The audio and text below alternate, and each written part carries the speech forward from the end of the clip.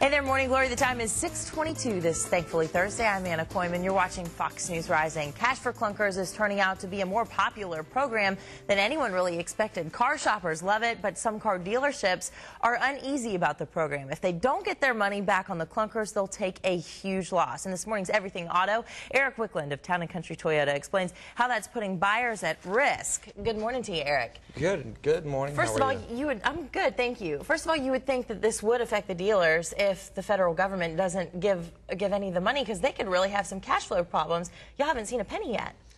No. However, as Cash for Clunkers is widely publicized, and it's been a success for the consumer. The consumer can come in, get a car, and save thousands of dollars based on the value of their clunker. What happens, though, is if you're a dealer, is you have to register online. There's certain specification that the government requires. You need 1 year full registration, 1 year full insurance. If you don't have those two things, the dealer's on the hook for whatever the consumer does. Some consumers have reported to the Better Business Bureau that some dealers are making them sign a release that if they don't get the money from the government, that they'll go back to the consumer. Well, a lot of dealers have decided that they're going to stop doing the program, period, because they're starting to wonder if things are really going to come to fruition. Right. I know more dealers who quit doing the program than ones that have got money from the program. Wow. Just to play devil's advocate here, the extra $2 billion that the program's likely to get, that'll total $3 billion for it now.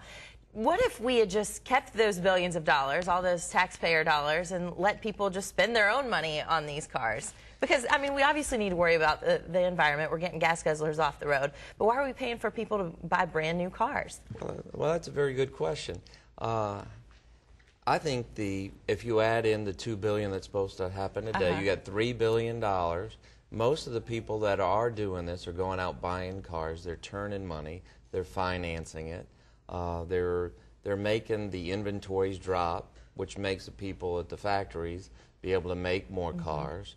If you look at that $3 billion compared to the $100 billion that Chrysler and General Motors got, this $3 billion is doing 10 times as much to the good than that $100 billion.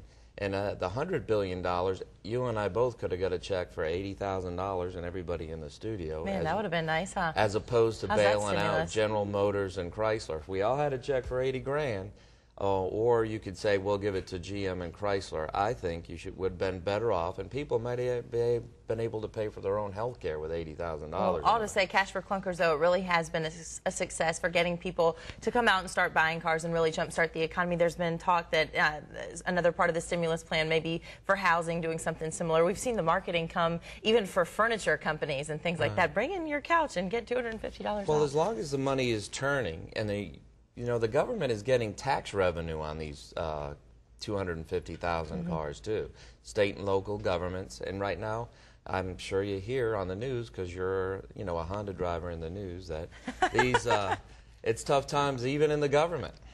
All right, Erick Wicklund, thank you so much for your time. I had to get in there, huh? Well, Honda driver. I was just promoting Honda, apparently. No, there's all makes and models out there. Very nice. Thanks a lot. 6:24 now.